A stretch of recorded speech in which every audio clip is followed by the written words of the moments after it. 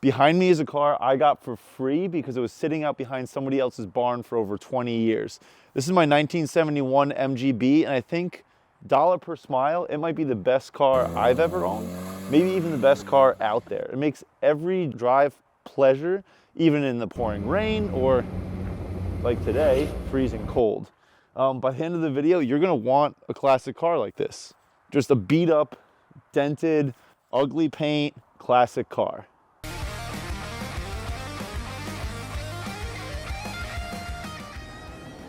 When I first got the car, it did have quite a few issues. Again, it had been sitting out behind somebody's barn for 20 years and it was free. They just wanted it off their property. The entire thing was basically a mouse nest under the hood, in the trunk, everywhere, floors. The seats were ripped up. There was no more covers left on most of the seats. You're just sitting on bare foam, and that bare foam was just down on the floor, which did work out for me because then I didn't have to worry about my eyes being above the windshield.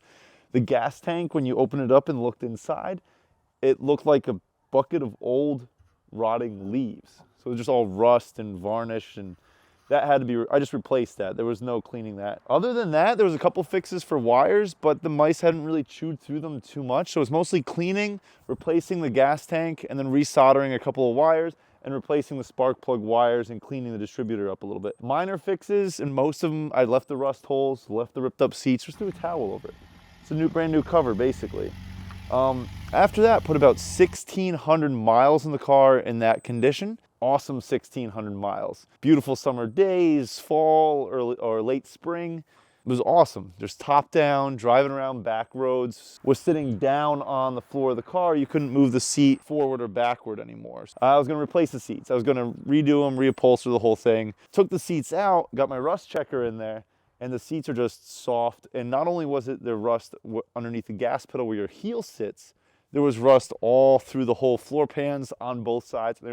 Even in spots where you couldn't see it because the sound deadening was hiding it. You can't just run around the neighborhood cutting down every single street sign in town, hoping you'll have enough metal to patch all the holes in your floor. So did the right thing, and surprisingly, even though these cars are from across the pond and 50 years old, it was easy enough to find all the replacement parts I needed. And when I replaced the floors, cut out the old ones, that was the hard part, getting out all the old spot welds.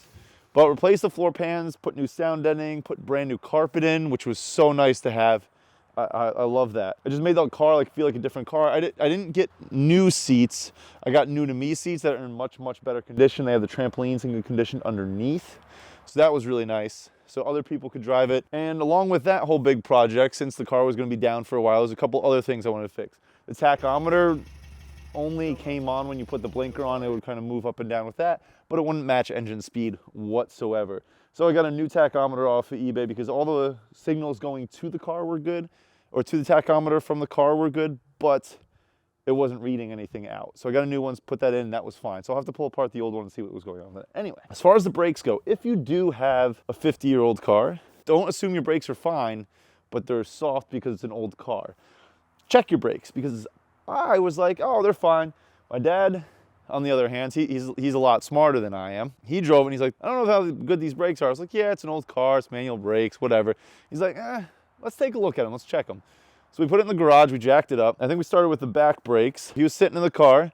I put a wrench on the lug nut, turned the wheel, and as I turned the wheel, it just kept turning. And he pushed the brakes, kept turning. He pushed the brakes harder. I could still just spin that wheel right around. So there's something going on there. Same thing on the opposite side in the rear. In the front, push the brakes, the wheel stopped. Couldn't turn it anymore. So that was good. The fronts are good, rears are bad. Pulled the drum brake cover off. Turns out the axle seal had leak and the whole brake assembly was just coated in grease. I don't know a lot about cars. I just do it for fun. I don't know how much you guys know about cars. You can lubricate your brakes, but it will make them last forever. They just won't do anything for you. So don't do that. After all that was fixed, it's still not in great condition, right? This top still leaks, so I just leave it in the garage. Windows don't roll up. They're hand roll windows, gotta figure that. They're just stuck and jammed.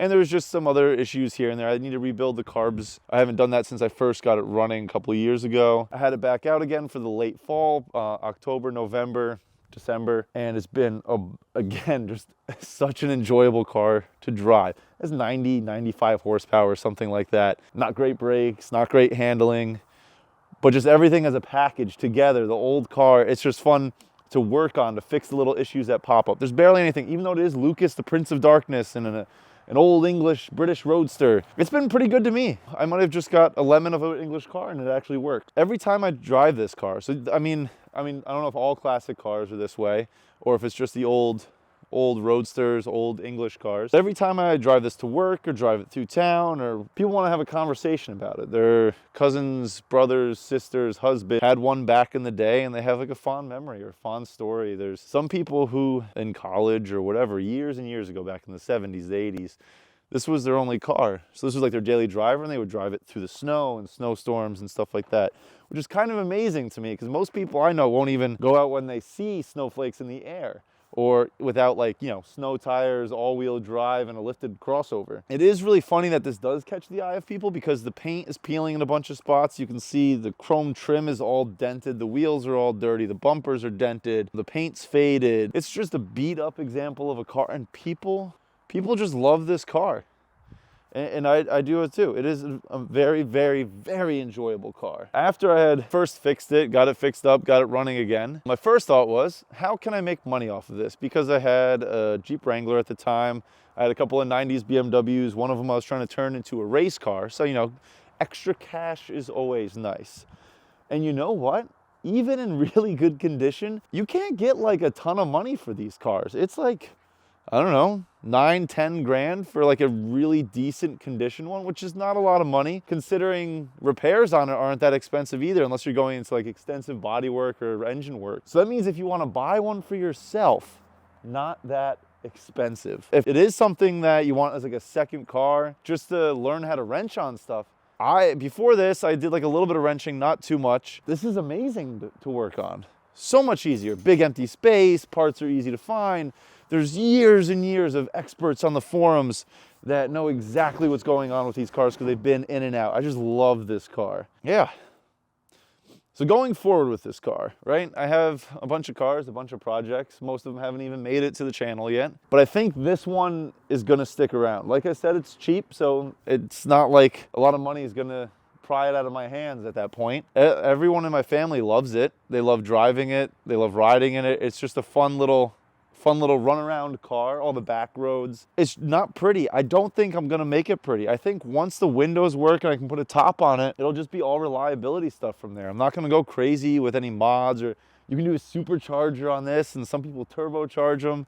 There's a whole bunch of stuff you can do to make them crazy, but I think the main thing is get it reliable enough to do a cross-country road trip. I think that would be really cool. And the country is not England or something state-sized like that. It's like a real country, like the United States of America, going across either coast to coast or up through Canada or down to Florida, down to Key West, something like that. Anyway, also, I think now that you've heard how I feel about this, as somebody who's come from cars with twice the power, and I've driven cars with 5 times the power, all this kind of stuff, I think you should look for and find your own old kind of beat-up classic car. It could be a British roadster like this. It could be old American car, whatever. Something old and a bit beat up, carbureted. None of that wires and fuel injection and all that stuff. You need the old smell. You need like 4 wires in the whole car, make life easy. There should have been a Mice City in it at some point in its life, but get your own. And if you're worried about the amount of work that it might entail and all that kind of stuff, go watch the other videos on my YouTube and watch like the process. But anyway, get out. Get your own, check out what I did to mine, and subscribe so you can see if maybe one day I do manage to make it across the country with this thing. Thanks for watching, and have a good one.